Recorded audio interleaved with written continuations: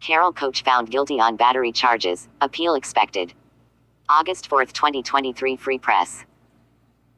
Winsboro, Louisiana. After a day-long trial in the 5th District Court, Carroll High School wide receiver coach Druzin Quillen was found guilty of battery against a police officer but was acquitted of charges related to inciting and participating in a riot.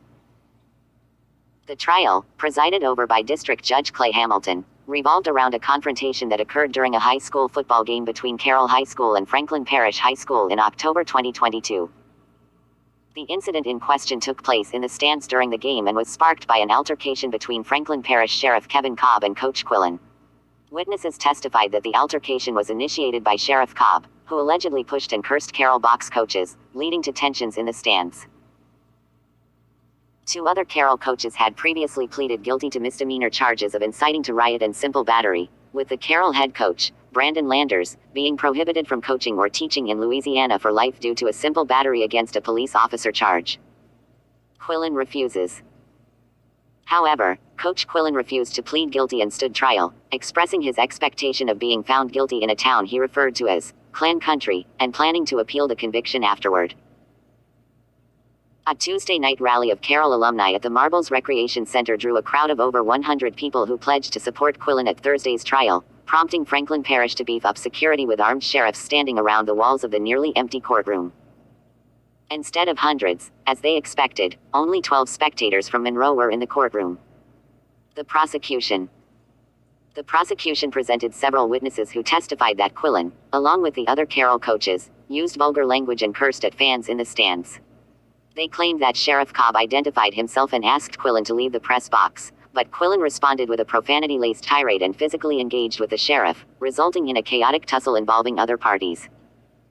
On the other hand, the defense countered the prosecution's testimony with their own witnesses and videos of the incident.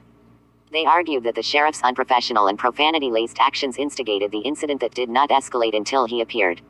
The defense also highlighted that Carroll coaches and the Monroe City Marshals tried to de-escalate the tensions surrounding the incident. Sheriff Cobb testified that he attempted to peacefully escort Quillen and the other coaches out of the stands but was met with verbal abuse and physical aggression from Quillen. However, during cross-examination, the sheriff's account was challenged by discrepancies in his testimony and videos showing no one leaving the stands or crying during the incident, and witness accounts of the sheriff pushing Quillen, cursing him, grabbing uniformed Monroe Marshals by the shirt, and engaging in profanity-laced exchanges that got out of hand. City Marshals ran away. The sheriff testified that Monroe Marshals did not try to help but quickly ran away and disappeared.